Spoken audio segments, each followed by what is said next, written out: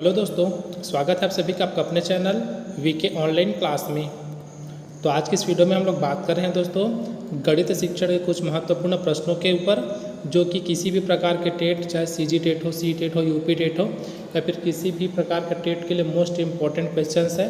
तो देखते हैं दोस्तों आज का हमारा प्रश्न को स्टार्ट करने से पहले दोस्तों, अगर आप लोगों ने हमारे चैनल को सब्सक्राइब नहीं किया है तो चैनल को सब्सक्राइब करके बेल आइकन प्रेस कर दिए, ताकि आने वाले वीडियो की नोटिफिकेशन आपको मिल सके। और ये दोस्तों हमारे प्रैक्टिस क्रमांक 11वें नंबर का है। इससे पहले 10 वीडियो अपलोड हो चुका है। अगर आप लोगों ने वह वीडियो नहीं देखा है तो हमारे चैनल के प्लेलिस्ट में जाकर देख सकते हैं, या फिर इसी वीडियो के डिस्क्रिप्शन बॉक्स में आपको बाकी के वीडियो का लिंक मिल जाएगा। तो देखते हैं दोस्तों आज का हमारा प्रश्न है, वह विधि जो देखो, सुनो और समझो सिद्धांत का अनुसरण करती है वह है। ठीक है दोस्तों, तो कौन सा विधि है जिसमें देखो, सुनो और समझो सिद्धांत का अनुसरण करती है, हमको बताना है। तो इसका जो आंसर हो जाएगा दोस्तों वो हो जाएगा ऑप्शन ए, अर्थात प्रदर्शन विधि। तो प्रदर्शन विधि क्या है दोस्तों? तो देखो, सुनो और समझो के सिद्धांत का अनुसरण करती है। अगला प्रश्न है, गणित शिक्षण से संबंधित मॉडल है। तो कौन सा मॉडल है दोस्तों? ऑप्शन ए दिया है घन, option B pyramid, option C शंकु, ऑप्शन डी उपर्युक्त सभी। तो इसका जो आंसर हो जाएगा दोस्तों वो हो जाएगा ऑप्शन डी, उपर्युक्त सभी। अगला प्रश्न है, गणित का ज्ञान किसके लिए आवश्यक है?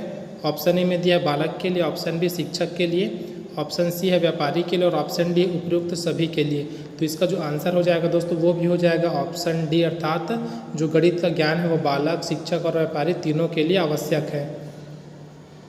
अगला प्रश्न है, गणित महत्वपूर्ण है अध्यापक के लिए, विद्यार्थी के लिए, व्यापारी के लिए। सेम क्वेश्चन है दोस्तों, ठीक है। तो इसका भी जो आंसर है दोस्तों वो क्या हो जाएगा? ऑप्शन डी हो जाएगा, अर्थात सभी के लिए। अगला प्रश्न है दोस्तों, गणित की सर्वाधिक प्राचीन शाखा है या फिर सबसे पुरानी शाखा कौन सी है? ये हमसे पूछा गया है, मोस्ट इम्पॉर्टेंट क्वेश्चन है दोस्तों। तो गणित की जो सर्वाधिक प्राचीन शाखा है वह है ऑप्शन बी, अर्थात अंक गणित। अगला प्रश्न देखते हैं दोस्तों। प्रश्न दिया है, गणित का ज्ञान समस्त जगत में होता है। तो ऑप्शन ए दिया है समान रूप में होता है, ऑप्शन बी दिया है असमान रूप का, ऑप्शन सी है विभिन्न रूप का और ऑप्शन डी इनमें से कोई नहीं। तो इसका जो आंसर है दोस्तों वो हो जाएगा ऑप्शन ए, अर्थात समान रूप का होता है गणित का ज्ञान। अगला प्रश्न है, पाठ्यक्रम में गणित के विषय का महत्व है। ऑप्शन ए नैतिक महत्व, ऑप्शन बी सांस्कृतिक महत्व, ऑप्शन सी बौद्धिक महत्व और ऑप्शन डी उपर्युक्त सभी। तो इसका जो आंसर हो जाएगा दोस्तों वो हो जाएगा ऑप्शन डी, अर्थात उपर्युक्त सभी। तो जिसमें नैतिक, सांस्कृतिक और बौद्धिक तीनों आता है। अगला प्रश्न है दोस्तों, ज्यामिति का संबंध किस क्षेत्र से है? तो किस क्षेत्र से है? तो इसका जो आंसर है दोस्तों ऑप्शन बी हमारा सही हो जाएगा, अर्थात ज्यामिति का संबंध मापन के क्षेत्र से है।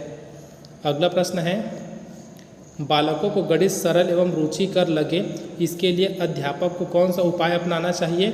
ऑप्शन ए दिया है मानसिक शक्तियों के प्रयोग हेतु उचित अवसर प्रदान करना, ऑप्शन बी है क्रियात्मक कार्य की प्रधानता, ऑप्शन सी है गणित में मनोरंजन को स्थान देना और ऑप्शन डी उपर्युक्त सभी।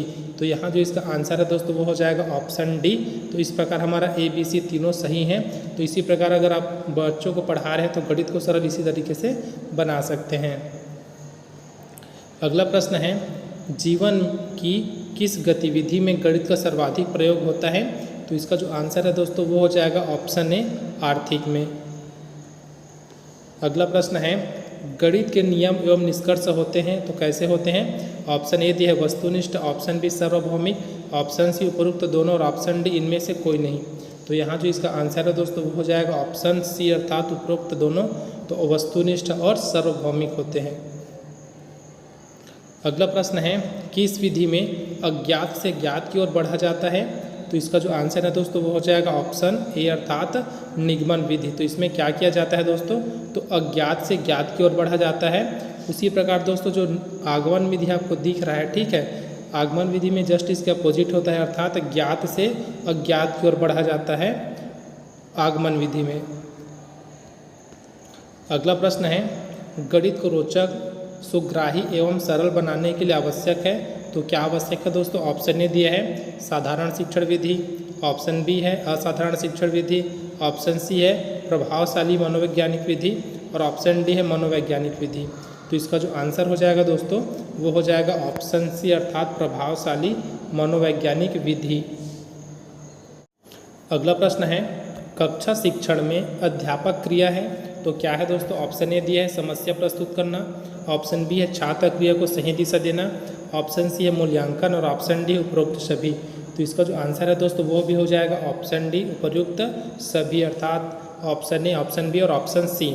देखते हैं दोस्तों और प्रश्न है विज्ञान और गणित के संबंध को स्पष्ट करने वाला वाक्य है।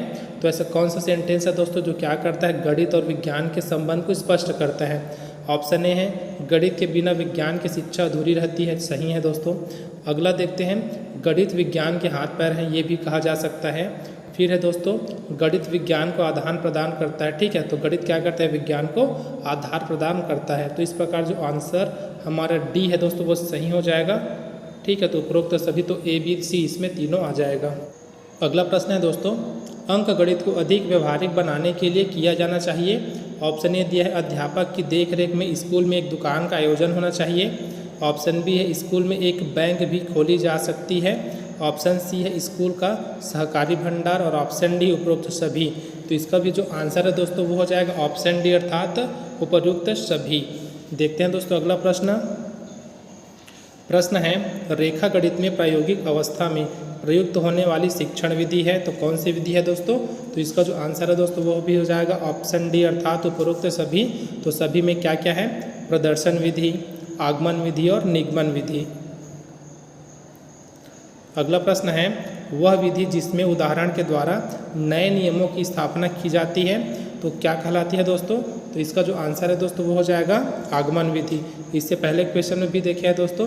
तो क्या होता है इसमें आपको ज्ञात से हमको कहाँ जाना है अज्ञात की ओर जाना है, ठीक है। जो हमको पता है वहाँ से क्या जाना है हमको अज्ञात की ओर जाना है ज्ञात से, इसलिए इसको क्या बोला जाता है दोस्तों आगमन विधि बोला जाता है।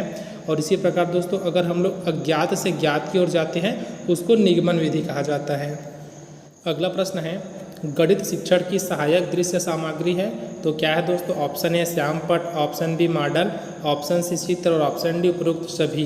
तो इसका जो आंसर है दोस्तों वो भी हो जाएगा ऑप्शन डी उपयुक्त सभी। तो गणित शिक्षण की सहायक दृश्य सामग्री श्यामपट, मॉडल और चित्र तीनों है दोस्तों।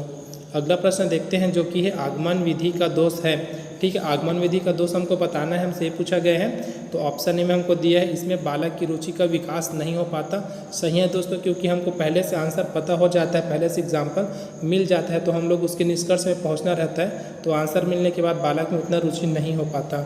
अगला है इस विधि द्वारा स्थायी ज्ञान प्राप्त नहीं होता। उसके बाद है दोस्तों इसमें बालक को अधिक समय से कम ज्ञान प्राप्त होता है, ठीक है दोस्तों। अधिक समय में क्या होता है कम ज्ञान प्राप्त होता है। तो इस प्रकार तीनों हमारे लिए क्या है दोस्तों आगमन विधि के दोष हैं। तो यहाँ ऑप्शन डी हमारा सही हो जाएगा अर्थात उपरोक्त सभी। अगला प्रश्न है गणित में निगमन विधि का प्रयोग किन अवस्थाओं में किया जाता है तो किन अवस्थाओं में किया जाता है। ऑप्शन ए दिया है अंक गणित में नवीन समस्या को हल करने के लिए, ऑप्शन बी दिया है बीज गणित में समीकरण संबंधी प्रश्नों को हल करने के लिए, ऑप्शन सी दिया है ज्यामिति में किसी प्रमेय को हल करने के लिए और ऑप्शन डी दिया है उपरोक्त सभी। तो इसका जो आंसर है दोस्तों वो हो जाएगा ऑप्शन डी अर्थात उपयुक्त सभी। अगला प्रश्न है निम्नलिखित में से कौन विश्लेषण विधि से संबंधित है तो कौन विश्लेषण विधि से संबंधित है। तो इसका जो आंसर है दोस्तों वो हो जाएगा ऑप्शन ए अर्थात ज्ञान का विखंडन। तो ये क्या है दोस्तों विश्लेषण विधि से संबंधित है। तो दोस्तों आज के वीडियो में बस इतना ही। वीडियो अगर आपको हेल्पफुल लगा हो तो वीडियो को जरूर लाइक करें, साथ ही अपने दोस्तों में जरूर शेयर करें। अब मिलते हैं दोस्तों अगले वीडियो में। इस वीडियो में बने रहने के लिए आप सबका बहुत बहुत धन्यवाद।